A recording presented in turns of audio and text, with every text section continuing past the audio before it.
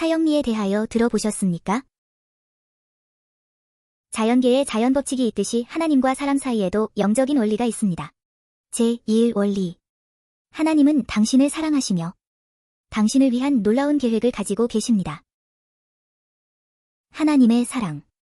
하나님이 세상을 이처럼 사랑하사 독생자 예수 그리스도를 주셨으니 이는 저를 믿는 자마다 멸망치 않고 영생을 얻게 하려 하심이니라고 했습니다. 요한복음 3장 16절. 하나님의 계획. 예수 그리스도께서 말씀하시기를 내가 온 것은 당신으로 생명을 얻게 하고 더 풍성히 얻게 하려는 것이라고 하셨습니다. 요한복음 10장 10절. 그런데 왜 많은 사람들이 이 풍성한 삶을 누리지 못하고 있을까요? 그 이유는 제2 원리. 사람은 죄에 빠져 하나님으로부터 떠나 있습니다. 그러므로 하나님의 사랑과 계획을 알 수 없고 또 그것을 체험할 수 없습니다. 사람은 죄에 빠져 있습니다. 모든 사람이 죄를 범하였음에 하나님의 영광에 이르지 못하더니 라고 했습니다. 로마서 3장 23절. 본래 사람은 하나님과 사귀며 살도록 창조되었습니다. 그런데 사람이 자기 마음대로 살려고 했기 때문에 마침내 하나님과의 사귐은 끊어지고 말았습니다.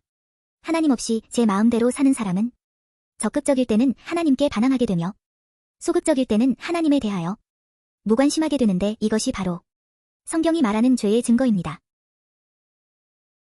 사람은 하나님으로부터 떠나 있습니다.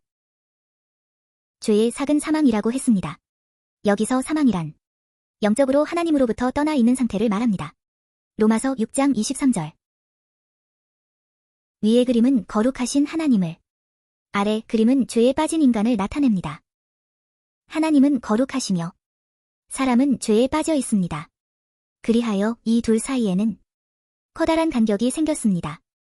사람들은 끊임없이 선행, 철학, 종교 등의 자기 힘으로 하나님께 도달하여 풍성한 삶을 누려보려고 애쓰고 있습니다.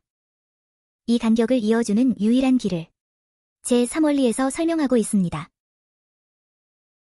제3원리. 예수 그리스도만이 사람의 죄를 해결할 수 있는 하나님의 유일한 길입니다. 당신은 그를 통하여 당신에 대한 하나님의 사랑과 계획을 알게 되며 또 그것을 체험하게 됩니다. 그는 우리를 대신하여 죽으셨습니다. 우리가 아직 죄인 되었을 때에 그리스도께서 우리를 위하여 죽으심으로 하나님께서 우리에게 대한 자기의 사랑을 확증하셨느니라고 했습니다. 로마서 5장 8절. 그는 또한 죽음에서 살아나셨습니다.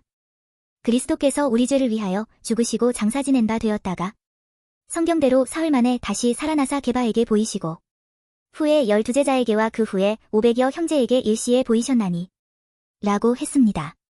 고린도전서 15장 3절로 6절. 예수 그리스도만이 하나님께 이르는 유일한 길입니다.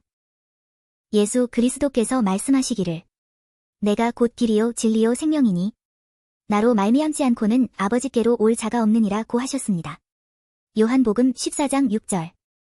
하나님은 그의 아들이신 예수 그리스도를 이 세상에 보내어 우리를 대신하여 십자가에 죽게 하심으로 우리의 죄값을 담당케 하시고 하나님과 우리 사이에 다리를 놓아 주셨습니다. 그러나 이상의 세 가지 원리를 아는 것만으로는 충분하지 않습니다. 제4원리.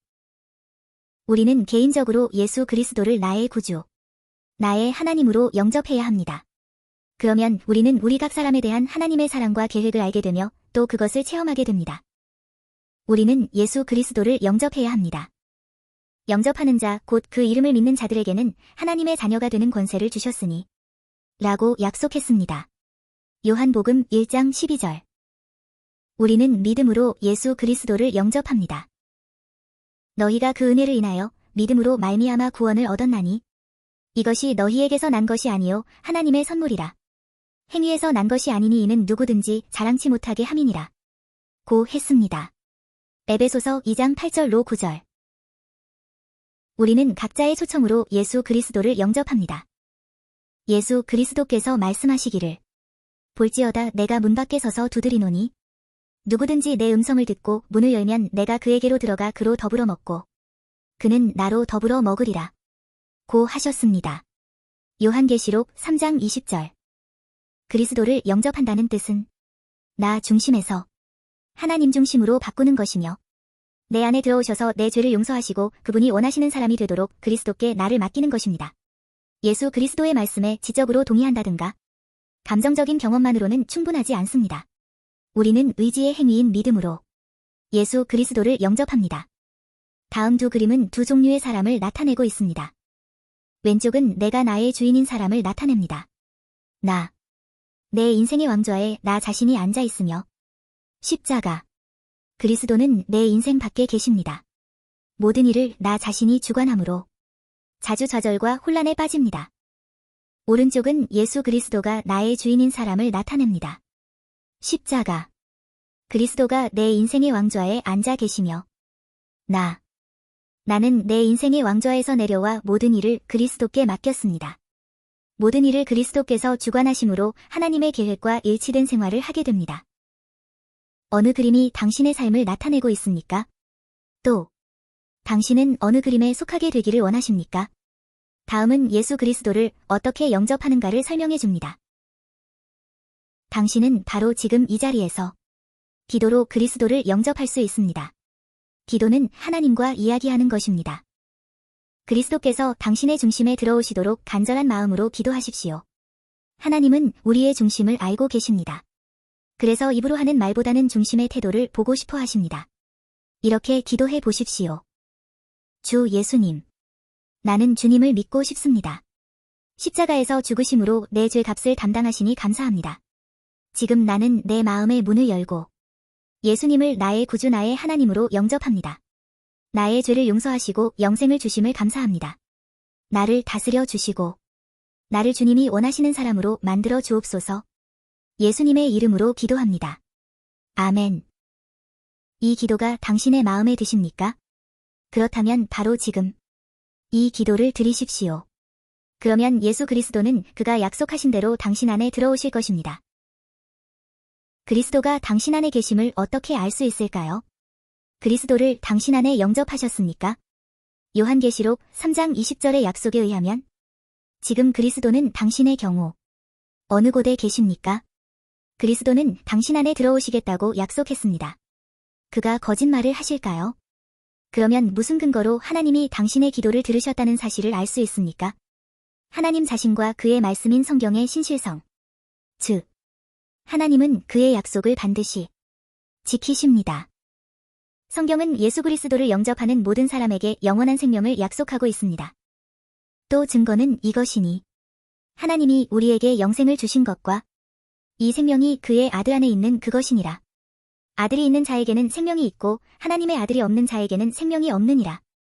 내가 하나님의 아들의 이름을 믿는 너희에게 이것을 쓴 것은 너희로 하여금 너희에게 영생이 있음을 알게 하려 함이라. 요한일서 5장 11절로 13절. 예수 그리스도께서 당신 안에 들어오셔서 영원히 떠나지 아니하심을 항상 감사하십시오. 히브리서 13장 5절.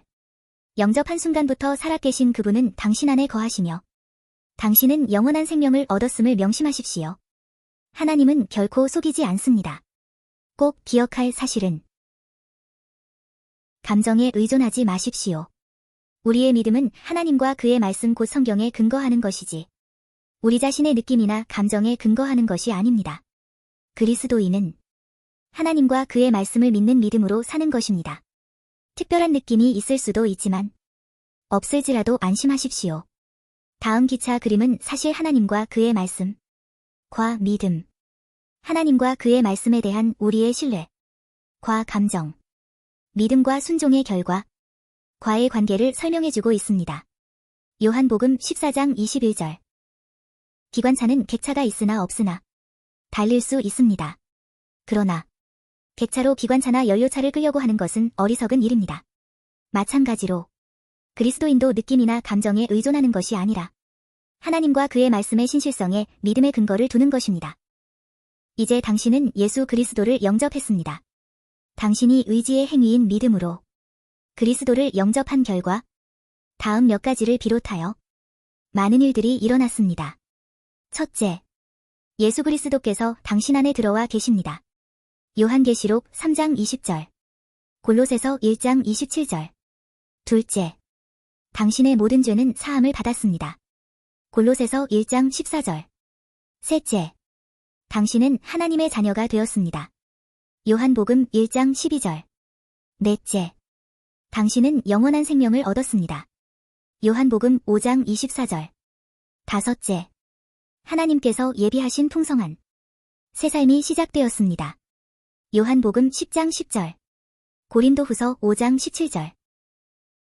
당신의 생애에서 예수 그리스도를 영접한 것보다 더 놀라운 일이 있을까요?